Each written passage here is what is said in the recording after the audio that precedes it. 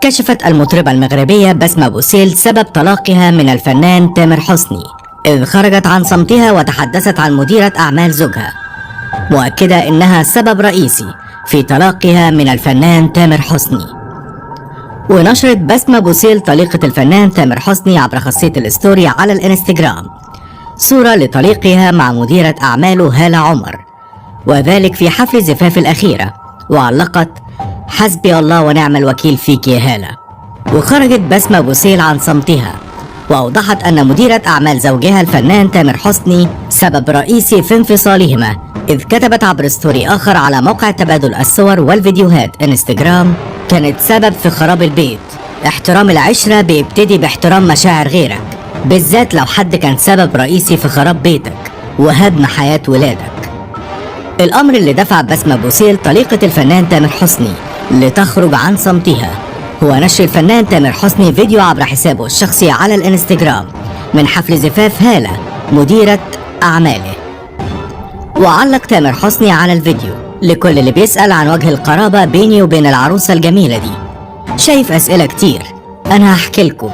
هي اسمها هالة عمر، عرفتها كانت بنت من الفانز صغيرة ومن المقاتلين والمدافعين عن تامر على الانترنت، ومن كتر دفاعها عني لفتت نظري، ومرة رديت عليها شكرتها.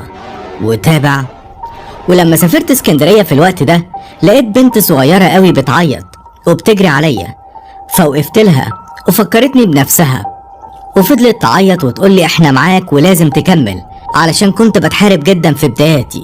فاتصدمت ان اللي بتقول كده بنت صغيرة كده، والمجهود ده كله اللي عاملاه بنت صغيرة عندها 14 سنة.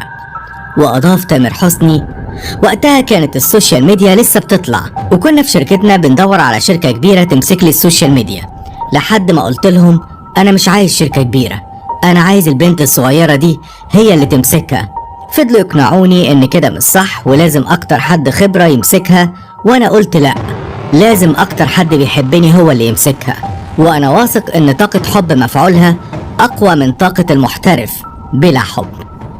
واستكمل: فعرضت عليها تشتغل معايا وهي في السن ده، طبعا ما صدقتش، ومن ساعتها هي اللي ماسكة كل شغل الميديا. الطفلة الشاطرة اللي كبرت دلوقتي قدامكم هي هالة عمر. أما بقى عريسها العسل ده اسمه عمرو، وطلب إيديها مني عشان والدها ووالدتها توفاهم الله. واختتم تامر حسني: ومن اللحظة دي اتحولت هالة لبنتي الكبيرة بجد، اللي بتتجوز دلوقتي قدامي، وبسلمها لعريسها بنفسي وبغني في فرحها. معرفتش ارد على كلامك عني في الفرح يا هالة، رديت دلوقتي هنا. ربنا يكرمك ويسعدك مع جوزك الجميل المحترم اللي هيكون ظهرك وسندك، ويكمل معاكي مشوار حياتك مع اولادكم الجمال بإذن الله. وهذه الرسالة استفزت بسمة بوسيل للغاية.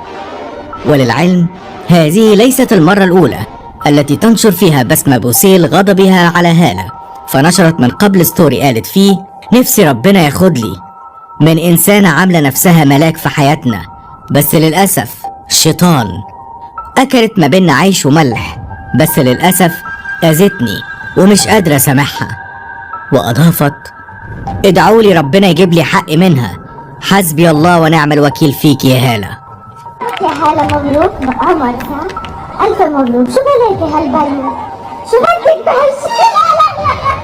لا عبرزة، ألف مبروك. طب انتي ايه؟